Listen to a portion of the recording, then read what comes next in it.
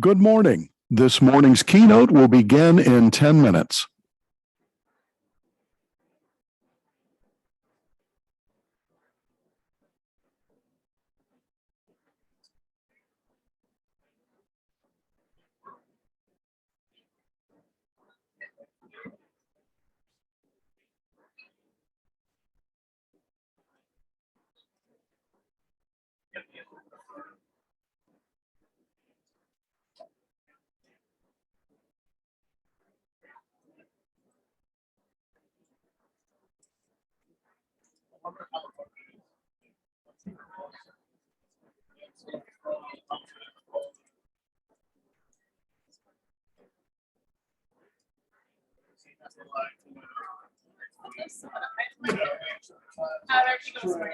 Good. And you got all the main stage sessions from yesterday already up on Cadence. Say it again? All yesterday. Awesome. How many people are at Mass this morning? Was there any? She said there were about 50. Oh, okay. The virtual attendees are so great. And he's like, they're putting prayer intentions in the chat. I'm like, they're so cute. Oh, that's awesome. That's something to tweet if you didn't already. I haven't yet, no.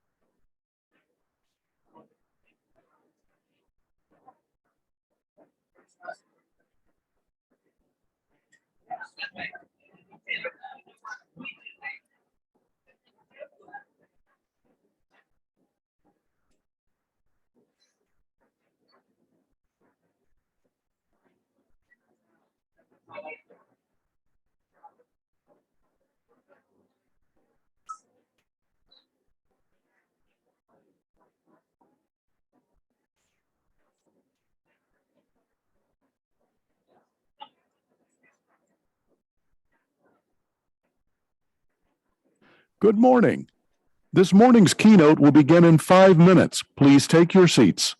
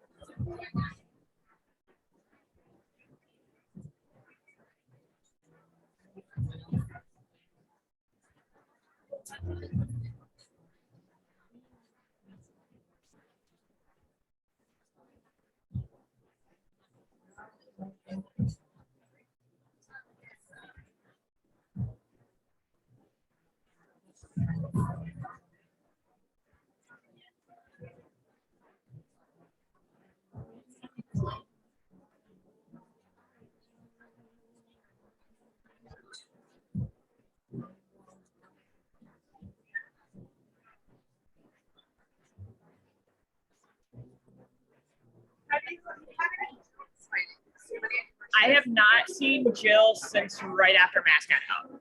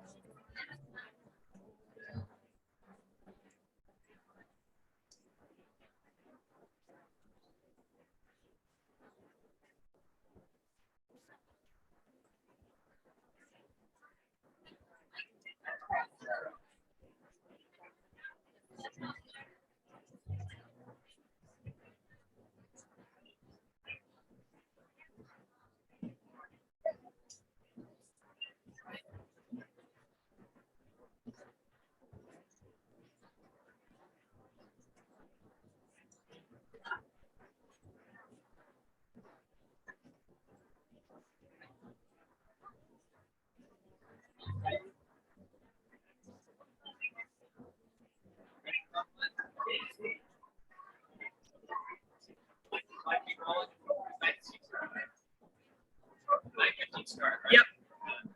In Lincoln. So the priest who was doing the Catholic schools in Helena got made bishop of Great Falls Billings. So there's going to be a new person that they probably put in charge of it. They don't really have a superintendent. It's just like a representative, but just that needs to be on our radar. Okay. I saw that in the news this morning. So Wow. Okay. yeah.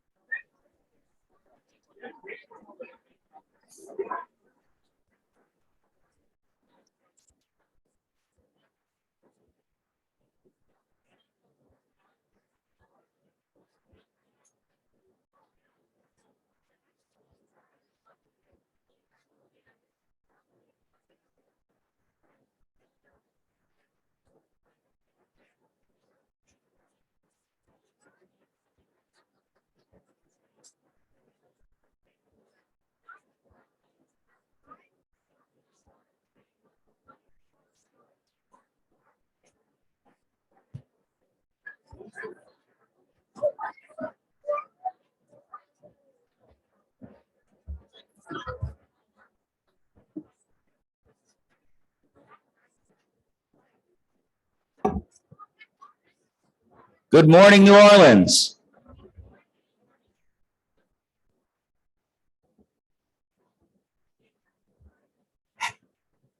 Happy day 2 of our convention. Wonderful Wednesday that the Lord has made for us, and very pleased to begin today's events with an introduction of today's keynote. So again, I'm Lincoln Snyder, president of NCEA, and welcome. It's very much my privilege to introduce today's presenter, Chris McKenna. Chris is the founder of Protect Young Eyes. He's a former middle school youth director, and he's the author of multiple resources for families and churches, including Parenting the Internet Generation, Exposed, Breaking the Silence of Porn for Teens, and Ready, How to Heal and Protect Your Ministry from Pornography. His 2019 U.S. Senate Judiciary Committee testimony was the catalyst for new online child protection laws, and earned PYE the Dignity Defense Alert Award in 2020.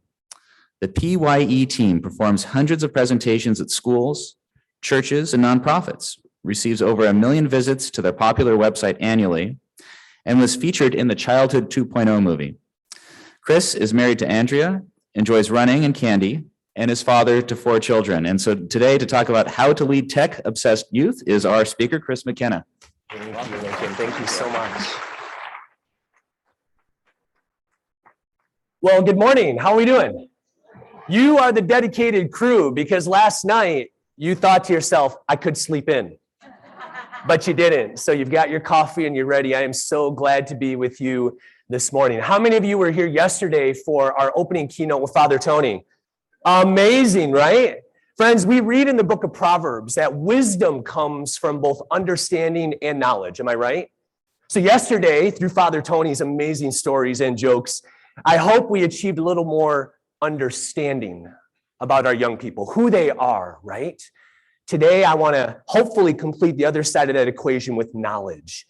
Father Tony was here for inspiration. I'm here this morning for information. So I hope you have your pens ready and your coffee ready, because I want to jump in. And because I'm with a group of educators, I thought I would start off with some outcomes that I hope that we achieve this morning. Number one, I hope that you have a refreshed understanding of what's going on inside of young, amazing developing brains.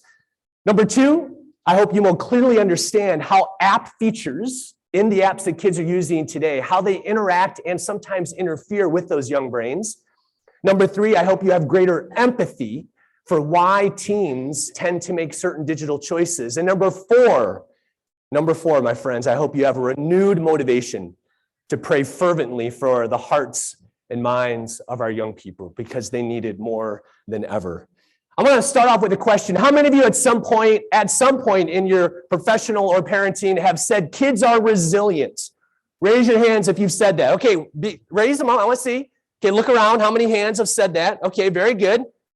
I want to ask a follow-up question. Raise your hand if you have issues. No, keep them up. This is confession. Keep them up. Okay, look around. You're in good company, a room full of issues. All right, friends, when did most of those issues occur? Right? Think about it. When you look in the mirror and you see yourself and you have an understanding of who you are, or your relationships, or even your relationship with our Heavenly Father, most of that was established during your childhood. Let me ask you another question. How many of you have ever seen the show Criminal Minds? All right, if you've never seen that show, I'm going to ruin 15 seasons for you all at once. Here's the plot line for most of the shows. They get some report of some horrific killings that are going on in some rural community. The behavioral analysis unit shows up in this community, and there's always just one police officer in a small rural police force, and he or she is always wearing a cowboy hat. I don't know why. And they go out to some farmhouse that always has an outbuilding, and in that outbuilding, there's always metal things clanging around in the wind. And then they go back into the house, and there's some cracked glass picture, and there's a revelation that something horrible happened to the child. They chase somebody through the woods, they either kill them or take them into custody. That's 15 seasons. Over and over again, we see that it was something during childhood that occurred to this person to cause him or her to do horrific things. That was right about the time that my first daughter was born, Lauren, and I remember watching that show. She's 17 now. I remember watching that show with Andrea going, oh my gosh, one wrong move and I'm going to turn our daughter into a serial killer. And I know they're not that fragile, but friends, make no mistake, kids are not resilient. They're incredibly flexible, and they're incredibly adaptive, and they roll with the punches a lot easier than us crusty adults sometimes. But make no mistake, trauma is trauma. And I believe that we live in a time with digital doorways everywhere where the opportunities for trauma to our young people are more prevalent than ever. Other statements I sometimes hear from people in the digital age are this one: Chris, I just don't get it. My kid turns into an ultra rage-filled version of him or herself every time I take the screen away. Ever happened to one of your kids? Raise your hand, let me see, right? There's a reason for that. Or sometimes I hear from parents, especially Gen X parents like myself, well, Chris, I looked at my share of porn magazines when I was growing up and I'm just fine. And I will look at that parent and I'll say, friend, if you think that two-dimensional porn hiding under the mattress of Matt Carlson's bed down the road, just saying for a friend, is anything, he's going to be in one of my presentations one day. He's going to say, dude, you ratted me out. If you think that that is anything like the streaming high-definition pornography that is available to kids today, they're not even in the same universe. Friends, our kids are growing up in a radically different time. Every one of those statements, my friends, shows us a lack of understanding about amazing young brains and insanely intelligent technology. As you heard Lincoln say, I have 4 children. Here's the McKenna family. Andrew and I have been together 22 years. I got 4 kiddos. I'm in that phase where I got an elementary schooler, a middle schooler, and a high schooler. So I am slugging my way through the digital age, sometimes succeeding, sometimes failing, just like many of you. Lauren is my 17-year-old. She's a junior. Then I've got twin boys. Believe it or not, there's a set of twins in that picture who are 12. And then I have another son who's 10. So we had 3 boys under 2. That was not my idea. That is God's sense of humor. But believe it or not, my set of twins are the young man in the brown coat just to the right of Andrea and the young man with Down syndrome with his hands on my shoulders. Fraternal twins, right? 2 eggs. God can do whatever he wants, and God did whatever he wanted to do. I have an unbelievable family. I love them to pieces. Now, I know, friends, and if you're a parent, you will understand this. We had 3 boys under 20 months. Now, I know that I was alive from 2010 to 2012. I just don't remember any of it. And the irony is I was awake for all of it. So I should have vivid memories, and yet it's just this blank spot on the calendar. And this is Grant's true personality, in case you were wondering. I tell people, man, God not only gave that boy an extra chromosome, he gave him extra fun, extra loud, and extra naughty. There is all kinds of extra credit attached to that young man. We also do a lot. I love to run, as you heard. It's my sanity. It's when I spend time with the Spirit, just marinating in what God might have planned for me. No headphones. This is a 200-miler that I did with 5 of my friends, relay style. Last summer, we started at the top of Mount Hood and ran out in Oregon down to the Pacific Ocean in the Hood to Coast relay. Unbelievable time. I didn't run all 200 miles. I only ran 34, but it was a great time, right? We also testify when possible, friends. To me, it's important to leave a legacy. It's important for me to talk to families one-on-one, but the laws that protect our kids today are just out of date. And so I had the chance to speak in front of the Senate Judiciary Committee, the same committee that interviewed some Supreme Court justices back in 2019 to share our research. I got to tell you a funny story about this experience. And by the way, you're going to see from time to time QR codes up there. If you take your phone out, I'm not going to be offended. You can pull that up, scan that. That'll take you directly to whatever it is I'm talking about so you can take a look at it. You'll see on the table there in front of me, there's little bottles of water. There were also pads of paper that said the U.S. Senate on them, and pens and pencils that said the U.S. Senate on them. And the whole experience was terrifying and amazing. And after the two-hour hearing was done and everybody left the room, I said to myself, I am never going to be here again. So I took all of it. I stuffed my bag with Senate water. And you would still find that water in my office today. And I sip on it every once in a while, but all it does is make me slower. No, I'm kidding. All right. We also work at the state level. We need to do more to protect our kids with better laws because they're just not doing their job. All right, I want to start off. We have a few parts that we're going to go through today. Friends, what I'm doing for you this morning is I am taking what is an all-day retreat that I do with principals and leaders, and I'm trying to press it into about 50 minutes for you, okay? Here's what we're going to do. First part here is let's look at what's going on inside of their amazing brain. Any conversation about technology has to begin with a conversation about the adolescent brain. Because friends, unless we understand what is going on up here, we'll never understand why they do the things that they do down here. It is so important. The most amazing machine on earth, the adolescent brain, 400 miles of capillaries, 100 billion cells, endlessly complex, and yet amazingly simple. Sometimes you'll hear people who study the brain talk about the brain in the triune way, right? Amazing. Things come good in threes, right? Father, Son, and Holy Spirit. We also have a triune brain. You'll sometimes hear reference to the reptilian brain. That's the part deep in our brain that we have in common with almost every other species on Earth. The regulatory parts, thirst, hunger, our sexuality, and hormones. And it's asking that very important question of, am I safe? It will go out of its way to protect and allow you to survive whatever situation you're in without even thinking sometimes. It's sort of those reflexes that you curl up in a ball if something is falling your way, right? Heads up, and what do? You look down, right? Because your brain automatically wants to protect itself. That second part of the brain, which is more mammalian, is the limbic system, emotions, right? Lizards don't think about whether they're happy or sad. They just want to survive. But mammals, right? We have emotions. We think about things like fear and stress and anxiety and arousal and sexual longing. And that part of the brain is asking a very different question. Am I loved? And then finally, which is what humans have different than other species, the cortical part of the brain. The neocortex, that prefrontal cortex area is one of those lobes, and it's complex thinking. The thinking that you're doing throughout the day here, asking, what can I learn from this? And these parts of our brain are interacting all the time, right? Maybe your limbic system feels stress, and so your neocortex makes stupid decisions. As Father Tony would say, don't be stupid. What I would say behind that is live a life that is low stress, because it decreases the probability that you will do stupid things. The brain is not random in the way that it interacts with itself. Or maybe this one, recently at a lot of elementary school playgrounds, there's been this horribly scary, evil digital creature, right? Huggy Wuggy, which comes from a 12+ app called Poppy Playtime. You can read about it on our social media feed. But maybe that creates an emotional response in kids, and so their heart starts to race. How many of you have seen kids maybe talk about this character in your school, right? A few of you, yeah.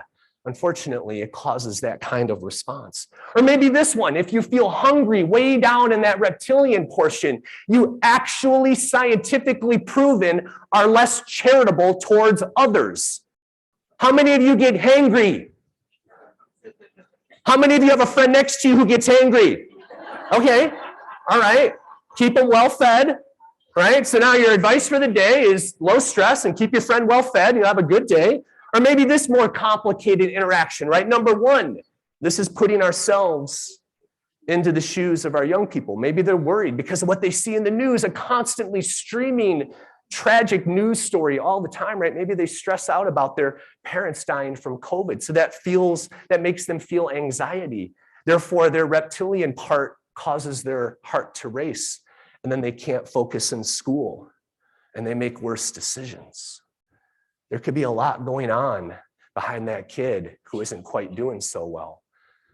Friends, our brain is extremely complicated. And during adolescence, there's so much more going on. If you've wondered why they're fine at 7 o'clock over Pop-Tarts, but their world is falling apart at 7:02, there's a reason for that. Their brain is creating billions of additional neurological connections, and then through a process of use it or lose it, that brain winnows away those neural pathways that it isn't using, but solidifies or myelinates. If you're reaching back into those child development classes that I'm sure many of you remember, it myelinates those pathways that are used most frequently. And that process, my friends, doesn't finish until well into their 20s. In other words, the part of the brain that helps them make good decisions isn't plugged in yet, because what we see in the adolescent brain is it is all go and no slow. Their reward sensitivity is high. They love being told they're awesome. Have you noticed that? Some of them publicly, some of them privately. Maybe they're a little bit shy, but you, as a caring adult in their life, if you look at a young person and approve of what they're doing, watch them shine. They also have very high social sensitivity. They search for a tribe of human beings who will approve of who they are, whether or not that tribe is healthy or not. Am I right? If that tribe will tell them, I know who you are and this is who you are, they will be drawn to that like bees on honey. Now, I referred to earlier that part of the brain, that prefrontal cortex and that cortical part not being plugged in yet. That's a really important thing to understand in a little bit when I get to the apps that they use. The prefrontal cortex is the part of the brain in all of us that helps us make good, rational decisions. It helps us look at a situation, assess risk, and then figure out whether or not I'm supposed to do that thing. Right? Back to the reward part. There was a study done at UCLA by Dr. Galvan, and she gave 3 different types of people, young people, teenagers, and adults. And she gave them money and candy, and she figured out that teenagers learn things faster than kids and adults when you reward them with money and candy. Maybe we should try that in school sometimes. But in other words, the reward sensitivity is really high. They learn things faster than anybody else when they receive a reward. Back to that prefrontal cortex being plugged in. Have you ever, seen that teens love to jump off of things or do things that you would never dream of doing? Like jumping off of a waterfall with a GoPro? You're the one standing at the bottom taking a selfie while the teenager's at the top jumping off with a GoPro.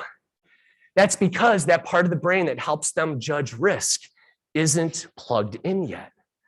That's a really important attribute to understand. And it's why I get stories from families all the time. And it's why when I receive a phone call from a mom who has a 13-year-old son who says, Chris, I don't know what happened. I discovered that my son has been looking at pornography all weekend long, and I don't know what to do.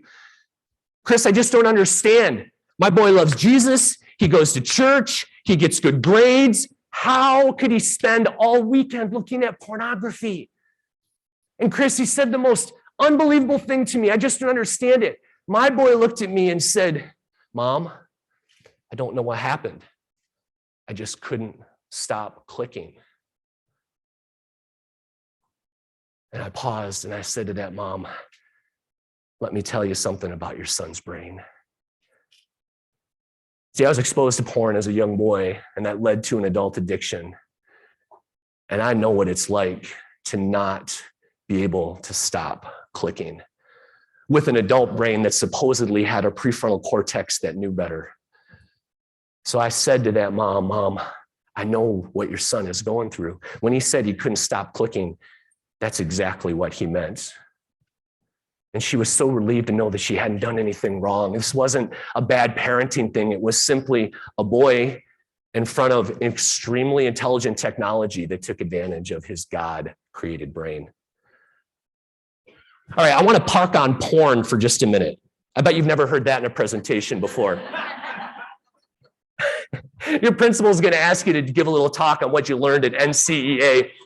And here's what you're going to say. All right, I'm so glad you paid for me to go to this conference. I learned don't be stupid, park on porn, And always carry Robitussin, like that. Can I go next year? No. That was a waste. All right, friends, if we're going to have empathy in understanding how our young people use technology today, we have got to get comfortable with this topic. Amen? Everyone repeat after me. Pornography. All right, that's good. Say it again. Pornography.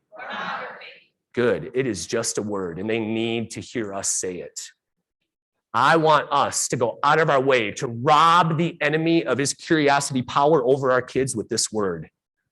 I want you to be the default search engine. That comes by starting the conversation with them at a very young age. Now, a little bit later, I'm going to go through ways that we can equip our parents to do that, because I want that to be happening during the 17 hours that you also don't control at school. But I also want us, with parents' blessing, to have conversations during the 7 hours that you do control.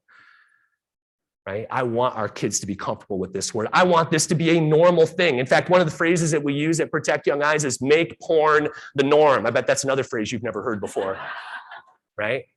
Let me tell you a little bit about how that works in the McKenna family. My boys love hanging out in my office. They sit on my couch all the time. They listen to all my conference calls. It's sort of like a dual benefit there. Not only do I get work done, but they get to hear the word porn all the time. My boys are so comfortable with that word. I want to tell you a little story. We were up at Great Wolf Lodge in northern Michigan at a water park, indoor, because in Michigan, you have to go to indoor water parks. That's the way our weather rolls up there. We were at an indoor water park, and I was in a changing room with my 3 boys, with Cole, Blake, and Grant. Andrea was in the changing room with Lauren. And I'm not going to say which of my sons this was. One of my sons was standing in front of the mirror, buck naked. And his hands in front of his boy parts. And he goes like this. Porn, not porn, porn, not porn, porn, not porn, porn, not porn.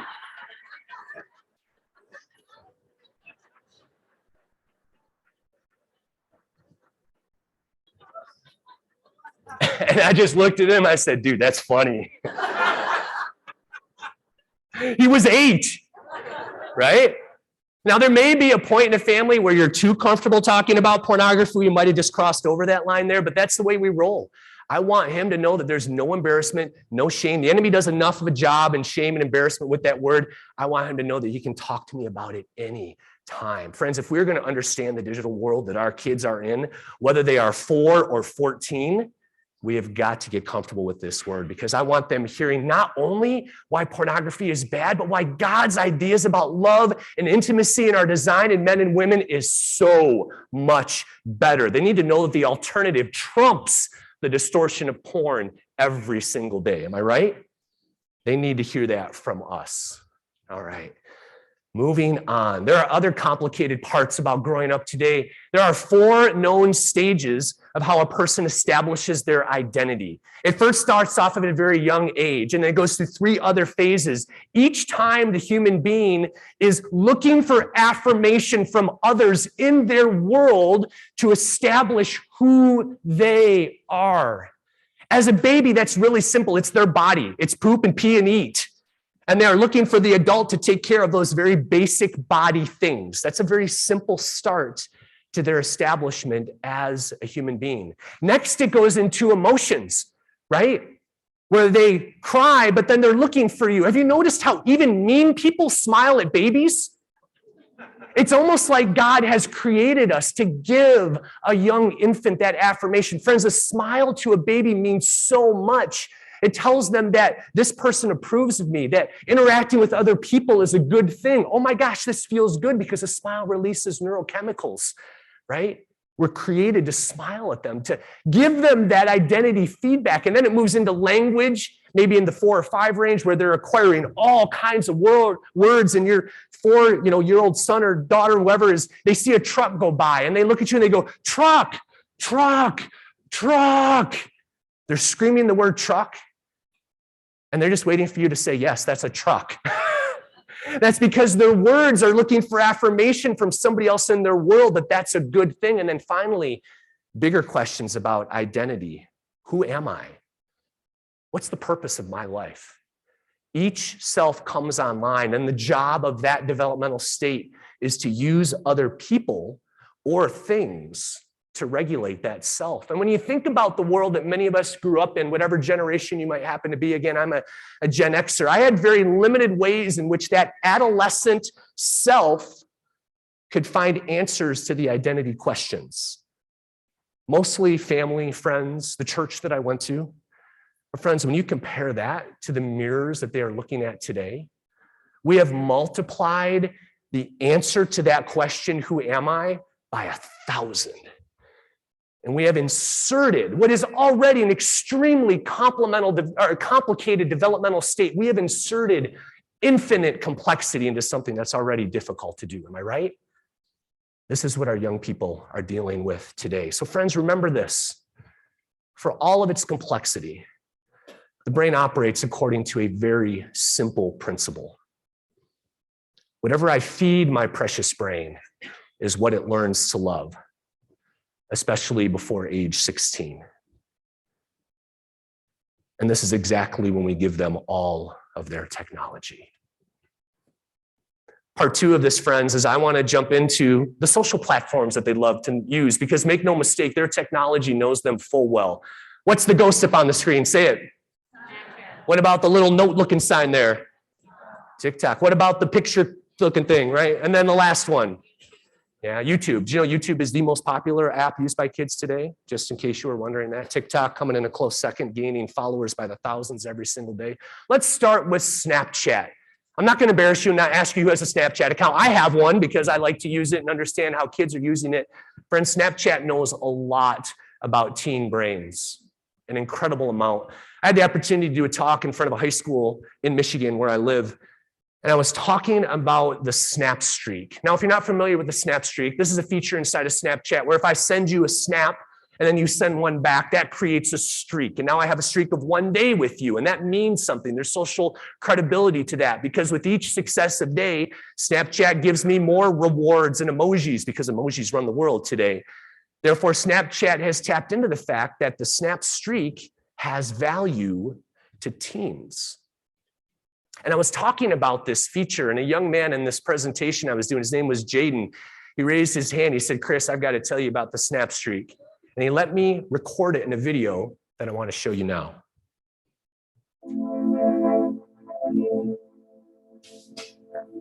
I always try to make time for my streaks, just a little bit of time, because it's not like anything hard. You just got to take a picture and then send it out to whoever it is. The things that I do on Snapchat are like, I'll go look at the stories, or like there's usually basketball highlights. I like basketball, so I'll go watch the basketball highlights from the game last night, or football highlights. It's just, I don't know, it's just like something to do, I guess, something to look forward to, and it helps you meet friends. The Snap Streak is like important to me because it's like a video game kind of, because like you just want to get higher and higher. It's just like something to achieve. My longest streak was like, it was with some random person that I don't even know. Like still to this day, I don't know them personally, but they just added me on Snapchat one day, and his name was like, "Let's reach 100" or something like that. And I just sent him a streak, and we didn't stop for a while. And we eventually got up to 1,000, a little bit over 1,300.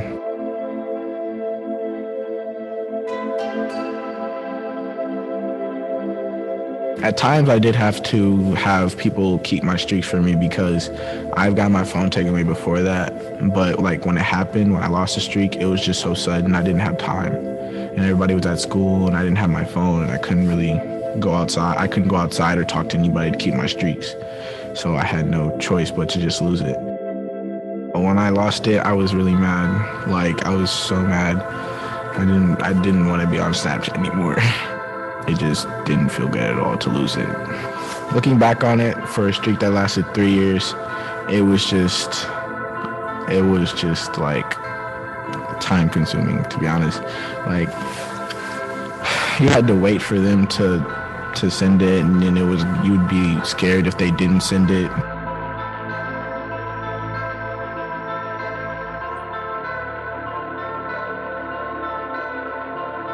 Don't get too wrapped up into Snapchat.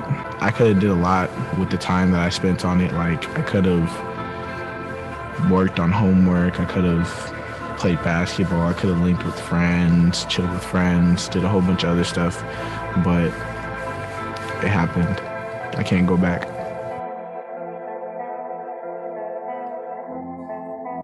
See, what Snapchat has figured out is they have figured out that limbic system inside of teenagers because they've caused them to stress about breaking the streak. And if I'm a young person who has a snap streak and I'm stressed out about losing that streak, my brain releases a neurochemical called cortisol. It's the stress hormone. And what that does is that causes my brain to try to, in the reptilian part, find a place of safety because my brain doesn't like living in a constant state of stress. And then what happens next is the front of my brain thinks, you know what the safest place for me to be is? Snapchat, where I can keep the streak going. Friends, earlier on when I talked about how that part of the brain that judges risk isn't plugged in yet, what do you think happens when you put a brain that doesn't know how to judge risk inside of an app that allows the pictures to disappear? And then we get upset when they make bad choices. Maybe that has something more to do with the brain. TikTok. How many of you in the room have a TikTok account? Raise your hand. Don't be embarrassed. It's all right. Have you noticed how ridiculously well the For You feed knows you? How many of you are a little freaked out about how well TikTok knows you?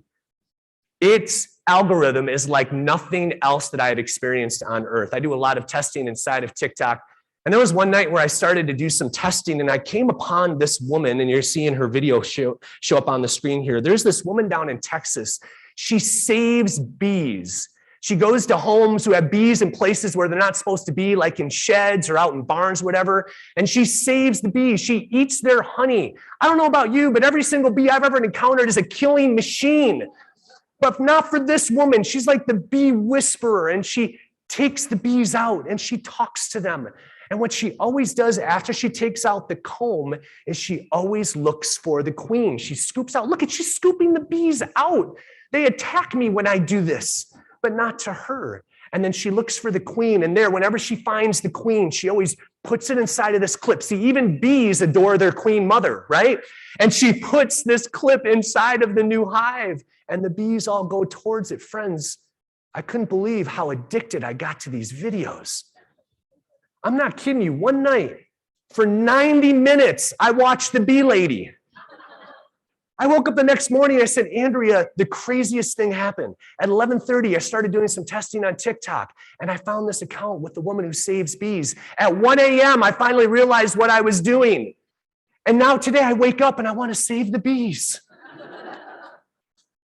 And for the longest time, I couldn't figure out, why was it that TikTok figured this out about me? Friends, I grew up in a small town in Michigan, and I just realized this a couple of weeks ago. I was at a presentation down at Bishop Broussard High School down in Covington. And I was in the middle of my presentation. I'm like, oh my gosh, it makes sense. In my small town in Bath, Michigan, the founders of my town, they decided to make our mascot in Bath, Michigan, which is already a really embarrassing name for a town, but they named us the Bath Bees. I'm not kidding. Somehow TikTok figured out that I have a love of bees. Friends, I'm joking, but at the same time, I'm not. Because TikTok has an unbelievable way of figuring us out. Even the Wall Street Journal has done testing. TikTok studies your likes, your shares, your follows. Every time you pause on a video, it pays attention to that. And they created hundreds of test accounts, and one of those accounts just paused momentarily on depression and mental health related videos. And after 36 minutes, 93% of the videos shown to that test account were about sadness and depression. The most recent study that was done, TikTok Brain Explained, why some kids seem hooked on social media feeds. That reward system that I talked about earlier, the prospect that I might always get another just horribly entertaining video, kind of like the bee woman, means that our kids can't pay attention to anything longer than about 5 seconds. Am I right?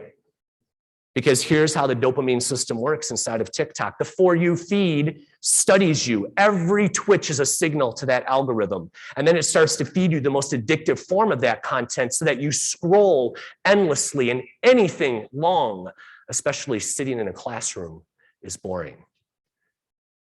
TikTok is hijacking that very shapeable teenage brain. And then we get into our friend Instagram, right?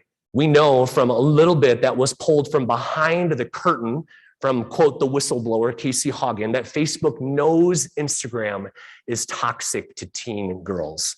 Because when you look at the whisper that I call the whisper of Instagram, right? Especially for young ladies, they'll look at photos and say, wow, her bikini picture, she looks amazing. And she gets a lot of likes and comments and reactions to that. I wish I looked like that. So I need to take the perfect picture and I put it up there. And as soon as it doesn't get enough likes, I take it down and I ask a really important emotional question. What's wrong with me?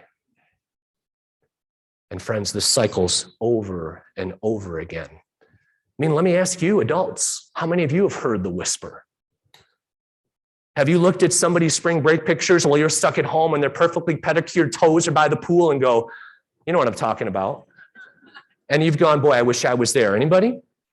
Have you looked at somebody's dinner pictures with their spouse? 1 millisecond of perfection that shows you nothing about what goes on during the rest of their life. And you compare that one perfectly filtered millisecond of their life to the mundane totality of your life. And for just a moment, you go, that looks better. Have any of you ever said that to yourself? I know that I have, friends. That is the whisper of Instagram. All right, so we've talked about the brain. We've talked about the apps they spend time in. Now let's look at what some of the studies scientifically are starting to tell us. Suicide rates are up. In an April 2021 study, the National Center for Health Statistics, they released a study showing that the national age-adjusted suicide rate increased by 30% between 2000 and 2020. And it's even more drastic for young people. When you look at these lines here, these are just lines for the ages of females, right? Look at the different age groups there. That's just for females. And you can see the red arrows that point down to ages first 10 to 14, how it's a steady incline, and then also from 15 to 24. That lighter gray line that then sneaks up and lands up there right next to ages 65 to 74. This is what we're seeing in young girls today. Another study that just came out this month from the Centers for Disease Control, they issued their annual adolescent behaviors and experiences study, and it showed the results of surveys of just over 7,700 students in grades 9 through 12 in the United States. And it's some of the very first data that we have from during COVID, and this is what we see. The top blue line is them answering the question, do you have persistent feelings of sadness or hopelessness? And you can see the percentages there. The second question there, seriously considered attempting suicide, although we had seen improvements through a lot of things that we're doing to improve and bring awareness to their mental health. We saw that during COVID, that snuck back up.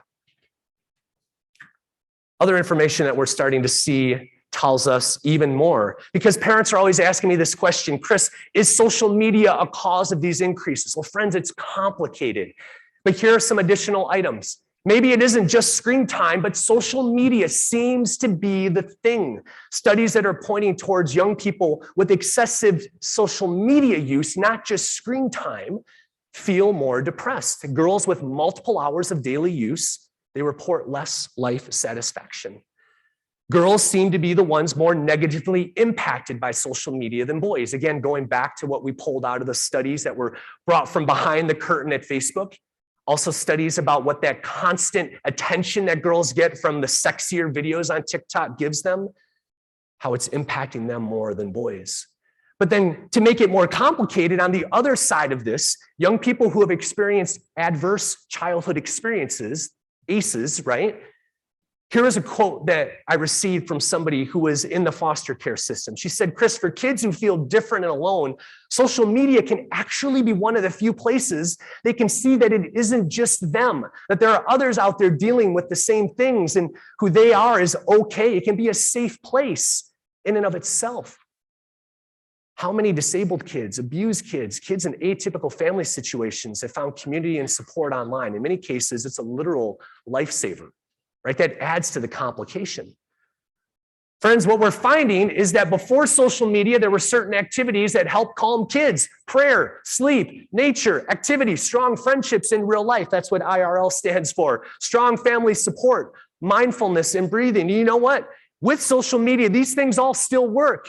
The problem is that social media is decreasing the things that have always caused us to feel less stress in our lives. In fact, what's a really fascinating recent finding is that the one exception to the teen girls being impacted by social media more than others is that teen girls who have strong in real life friendships are actually successful in offsetting the negative impacts of social media.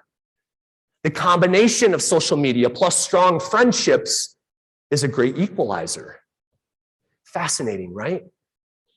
Also finding that certain transitional times maybe have an impact, like puberty and transitioning to college. So friends, going back to the question, is social media a cause of these increases?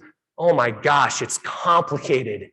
Because when you put a triune, developing, identity-seeking, amazing teen brain, oh, not to mention the biology behind it, the nature and the genes that this young person has, and you put alongside that their environment, the nurture, their parenting. I didn't even talk about the different parenting styles, authoritative, authoritarian, permissive, negligent, circumstances, trauma. You put all those things in that brain, and if you want to learn more about their environment, man, please Google what happened to American childhood.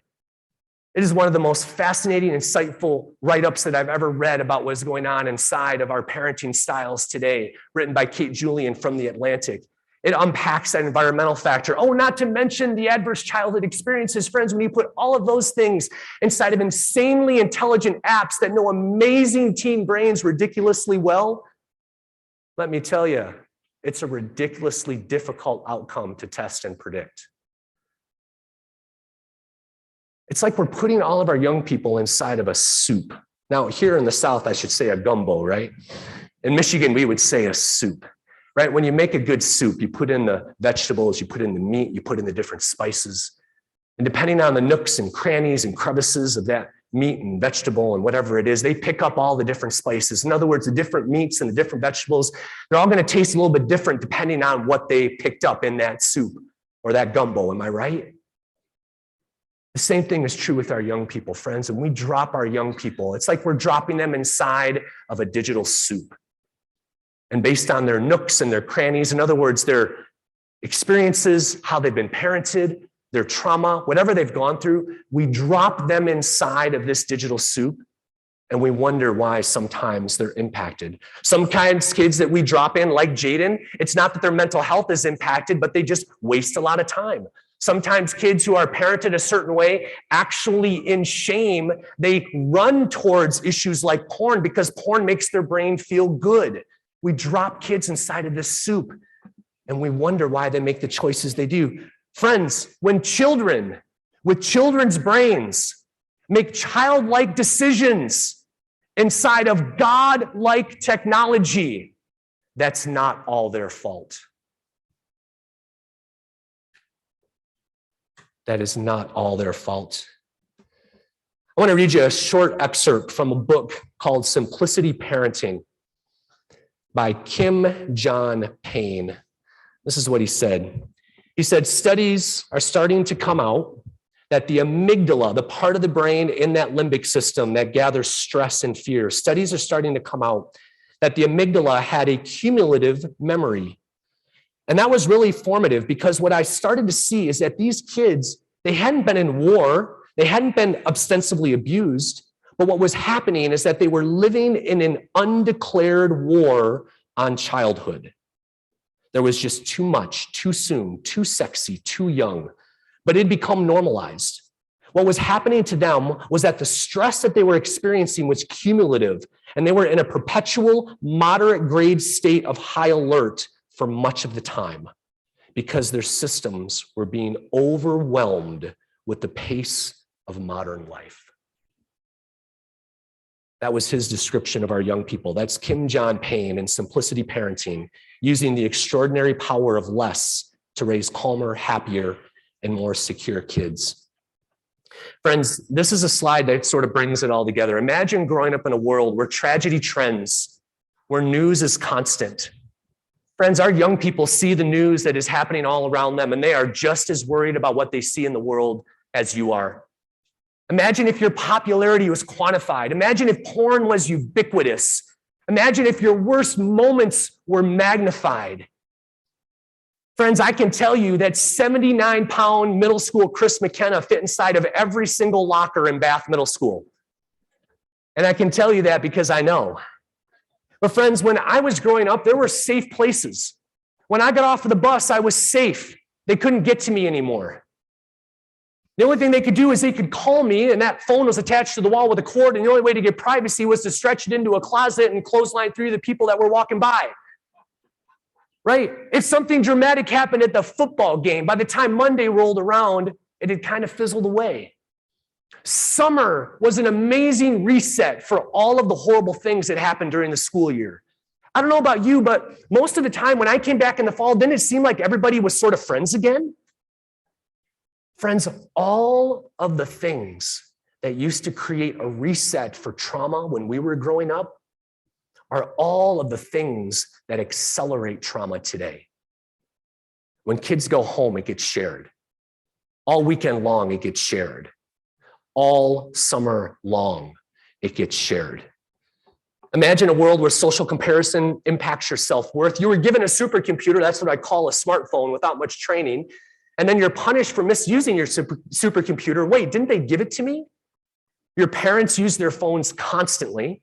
Apps study your every move, and neuromarketing manipulates your behavior. Please try not to start another conversation when I was a kid. Because if TikTok existed when you were a kid, you would have been addicted to it too. When I see a young boy who's looking at porn and says he can't stop, I look at him and I say, that's not all your fault. When I see a young person who cannot stop scrolling through TikTok, I say to myself, honey, I am so sorry, that is not all your fault. When I see another person who cannot get out of the snap streak, I say to myself, you know what? That is not all your fault. To me, and I want all of us to remember this, to me, that is a perfectly predictable response to a perfectly tuned machine. You would have done it too. So where do we go from here? Where we go is we go out of our way to build bridges of trust and understanding between school and home. And that's why you're here today, to find breakout sessions and people that you can talk to try to fill that gap. And we fill that gap in the following ways: with curriculum, communication, campaigns, codes or policies, compliance, and consistency. And we do these things over and over again because I do not believe that any child, and our parents need to know this, I do not believe that any child will become a better version of themselves emotionally, spiritually, or relationally because of the presence of social media in their lives. As a former middle school director, I can tell you one thing with confidence. Middle school has enough drama. Amen?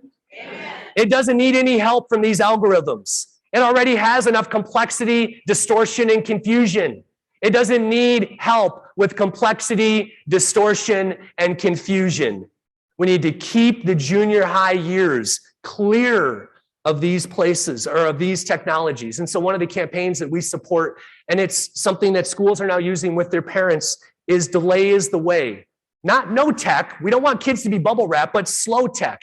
In fact, it was a parent who came to one of my school talks. So a school had a presentation, a parent took notes, and then that parent put those notes on a piece of paper and put them in their tech drawer so that every single time their son or daughter opened up the drawer to pull out the Chromebook or to pull out the tablet, they could read these words.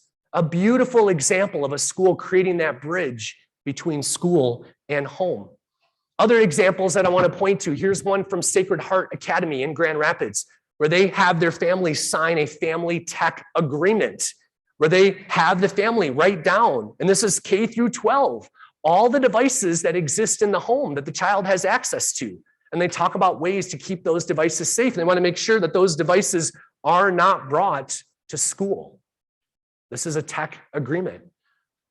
Another fabulous example here comes from the Diocese of Covington. They had me come in and they did a retreat, and I spoke to all of their principals and their superintendent there with Kendra McGuire. And what they did was they went home and they created a whole month focused on technology. And you can see the different weeks that they chunked out there where all of the schools in the diocese were sharing information week after week after week, in order to build that bridge between school and home. I had the chance to go down and do a parent talk one night down at Bishop Brossart High School that I mentioned earlier, led by Chris Holtz, who's here today. Just a fabulous job. And St. Thomas next door with Kim Heiser, they came, and it was also helped out by Kathy Steffen, their extraordinary counselor. And friends, they pulled off a miracle. On a Thursday night, on a 70-degree day in early March in northern Kentucky, on St. Patrick's Day at a Catholic high school, the Thursday night of March Madness when Kentucky was on TV, even though we know that they lost. At least they lost to a Catholic school, right? Yeah, that was a good thing.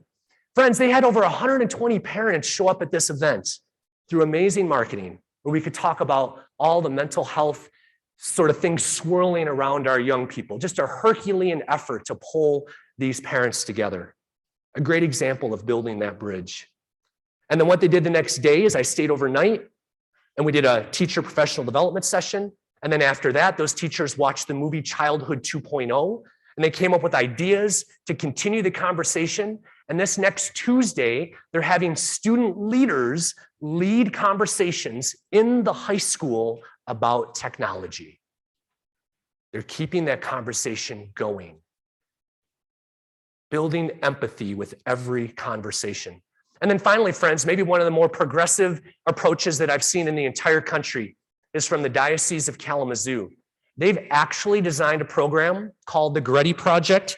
You can find it just by searching the Goretti Project after St. Maria Goretti. And they have combined all different aspects of compliance. They've taken safe environments compliance. They've taken what happens through Virtus, through teaching, touching, safety, digital citizenship and digital safety, and theology of the body. And they've brought it all together in a multi-year program approved by the bishop that is now going to be rolled out diocesan-wide. Just another great example of building that bridge between school and home. Friends, because I believe that the test of the morality of a society is what it does for its children. This quote here from Dietrich Bonhoeffer is so powerful. I want to end with a short story here. I received this email back on March 25th. A college student wrote to me and she told me her story. I changed her name because she asked me to keep it anonymous, but I want to tell you Emma's story here.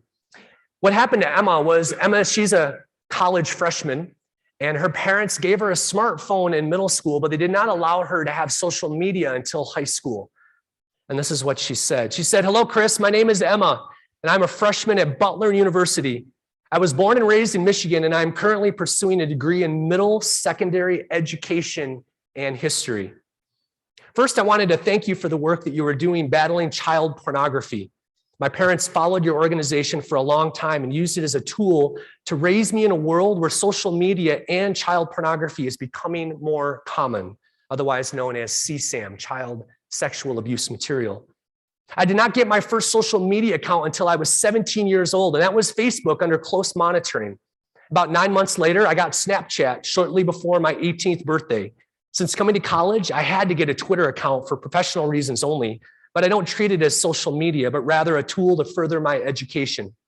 Even though I have these social media sites, I still refuse to get Instagram and TikTok because of how I was raised, for I believe that social media can cause more harm than good, especially when it comes to the dangers it has for a child. I'm old enough to know what is dangerous and what is not, but a child does not know this, and that is the danger that I hope to eliminate. My parents used your tools and advice to raise me into someone who in return is advocating for more transparency on the issue of CSAM throughout the world. I've been reading the news closely and I find it shocking how little is said about this. I'm shocked that I had to dig deep into the internet to even find sources that are willing to talk about the issue of pornography, with the most recent mainstream story being Billie Eilish's story of coming out to terms with the dangers that porn had on her life. That was back in 2021, and here we are in 2022, and I am so frustrated to find little to no information on this topic in the mainstream media. Your movement is inspirational because it has taught me the importance porn can have on children, which connects greatly to my future educational career. Educators should not be the only ones who should know about this problem. Yes, educators can have a say and can change the lives of their students just through their actions and their words, but everyone must understand that this is one of the main problems of the 21st century. Porn influences children to commit these acts themselves when they fall into a cycle. Rape porn is leading to increasing acts of rape. Domestic and sexual violence rates are common among my generation. People see porn on the internet and believe that this is acceptable behavior and in return commit these acts. I am disgusted by this because it is not a child's fault that porn exists on the internet and they should not be exposed to this. The next generation needs positive influences in their life, and the elimination of child porn is a step in that direction. I am currently in a peace and conflict studies class where we are supposed to advocate on a topic that is disrupting the peace and justice of our world. I decided to advocate on the issue of battling child pornography because as someone who is going into education, I believe that my future students deserve the opportunity to have a childhood without the distraction and destruction of porn. I'm an advocate for the end of child porn, and this message needs to be spread. With that being said, I appreciate what you are doing for the world because if it wasn't for your organization, I would not be the advocate I am today. Continue fighting for the lives of children because you are making a difference. And I will continue to fight, not just for my future students, but for children all over the world. Thank you for your time. Best regards, Emma, Butler University, class of 2025.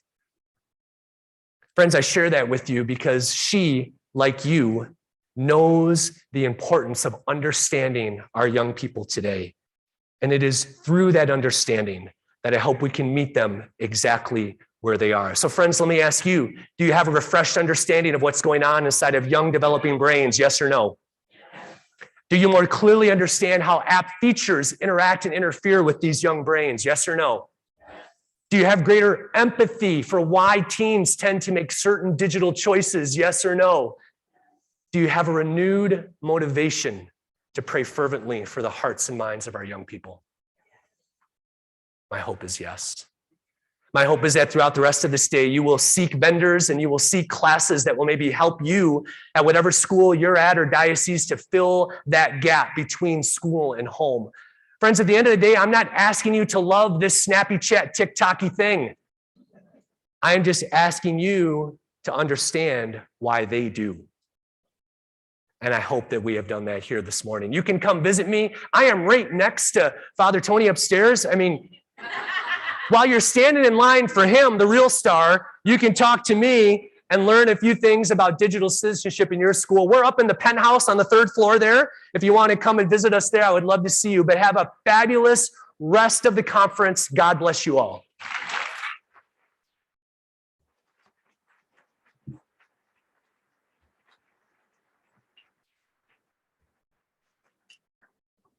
Thank you so much.